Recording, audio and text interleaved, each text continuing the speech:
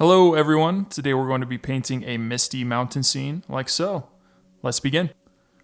So first we can begin by roughly sketching our scene.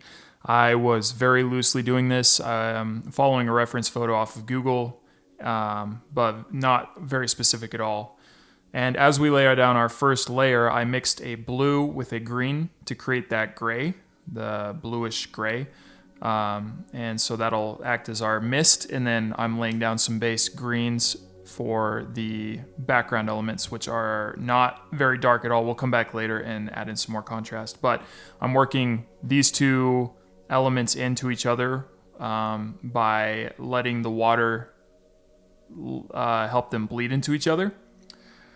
And for the background trees, if you're still working with a wet layer, you can get some nice distant trees by taking a little bit more of that blue and green mixture and adding in some random blotches. I kind of lay down a baseline for the tree to follow, and then I add in a thicker blotch at the base as it extends up the tree, it will go to a finer point. You can kind of see what I'm doing here. It's a relatively simple process. And the trees in the mist will be not nearly as defined as the stuff in the foreground, so make sure that you're not going too dark on those and letting those kind of bleed into the surrounding water.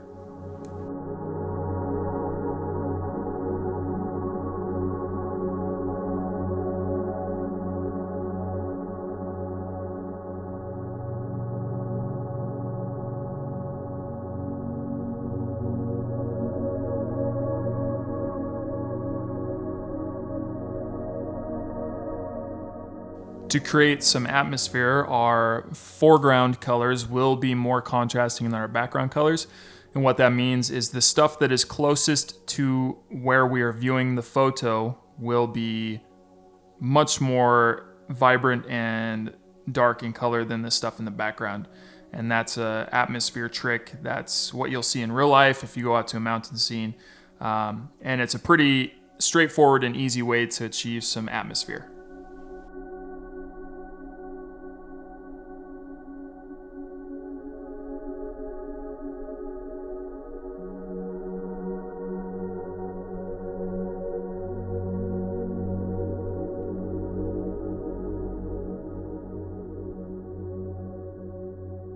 Once you are happy with your first layer, make sure you dry it completely, or else you will have some severe bleeding issues with your other colors. But now we can come back over with a little light wash of that blue-green mixture, and that can help solidify that background fog.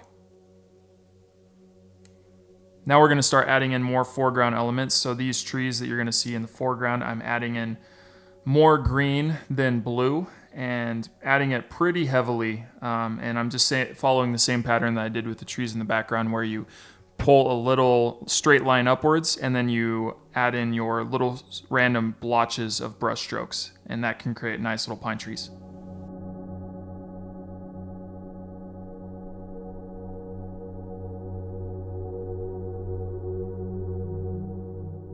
For the little bush up front, similar to the pine trees, adding a very intense green and random brush strokes. You don't want this to be a solid brick of color. You want it to have little white spaces in between the leaves, and that can give you a simple and easy brush. But I'm also adding in little flowers, which are just loose brush strokes as well, kind of little blotches of color.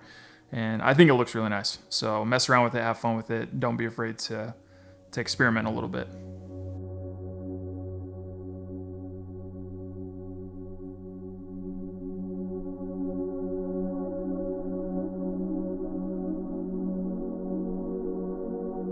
Now we're really coming back through and filling in that foreground with some more intense green, and I've added in some yellow as well to break up just the blotches of green. You don't want all of your foreground elements to be the same color. You want there to be depth and the idea that there's different grass patches and different colors of grass. So adding in a little yellow, a little bit of brown, a little bit of green here and there can really help sell that idea.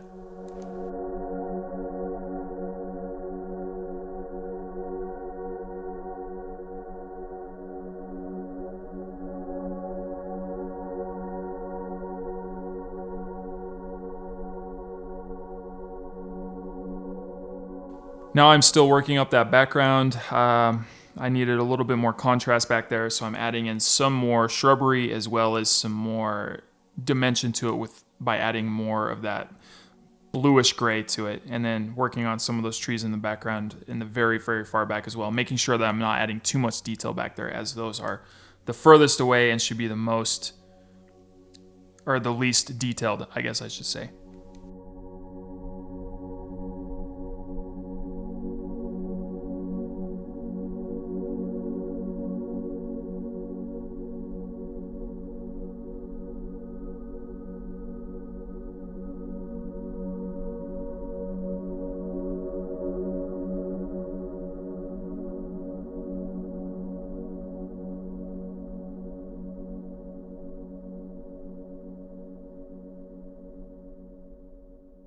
What's interesting is I thought this piece was going to be relatively simple, which it is, but I had a little bit of issues building up contrast, so that's why I keep coming back over with more and more paint. Don't be afraid to add more and more layers, just try not to overdo it. I just wasn't happy with how little contrast there was, so throughout this piece I kept coming back and adding in more color, and then when I start adding in the pen portion of it, you'll see me come back through a couple times and adding in more details and trying to really build up that contrast and detail in the foregrounds. So don't be afraid to mess with it until you're happy, but if you're happy, don't keep adding to it. And remember to dry your layers.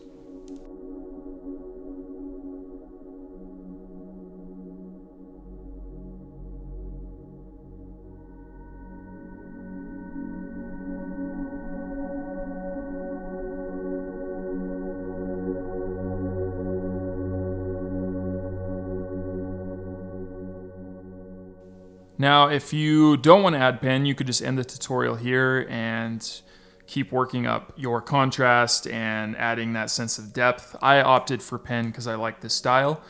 So I'm coming through and adding in pen details and really building up the shapes that are already there by giving it some of that fun pen and wash livelihood that you get with most pieces that are pen and wash.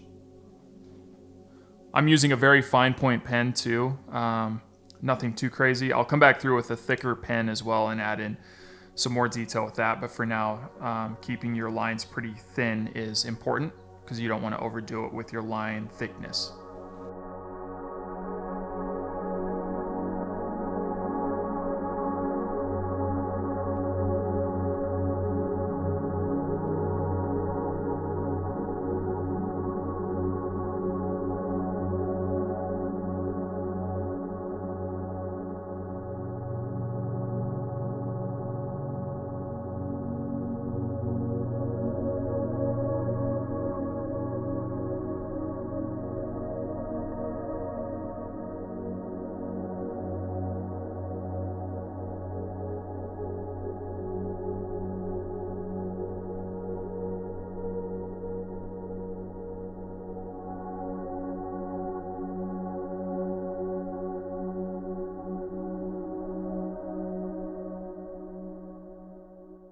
The nice thing about pen is it dries pretty quickly, so you can come back through and add in more detail with your paint, which I added quite a thick amount of blue onto my brush and brought it into little patches of the grass and stuff like that, adding in some shadows with the blue. Blue always looks nice for shadows, but also building up that contrast in the background. I thought I was done here, but I was not. I thought this piece needed a lot more contrast, so you see me load up my brush with a lot of blue and come back through with a thicker pen.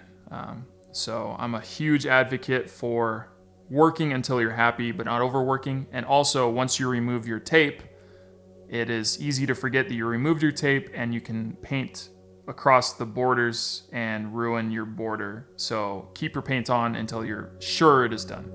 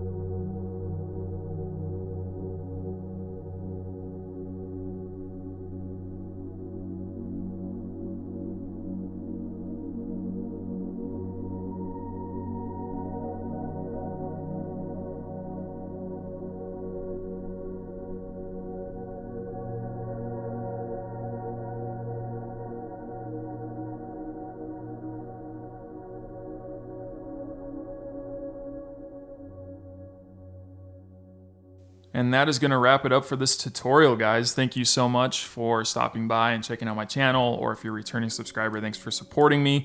Do not forget to subscribe and like this video. That helps YouTube recognize it and share it with other artists. And I will see you guys on the next tutorial. Thank you so much.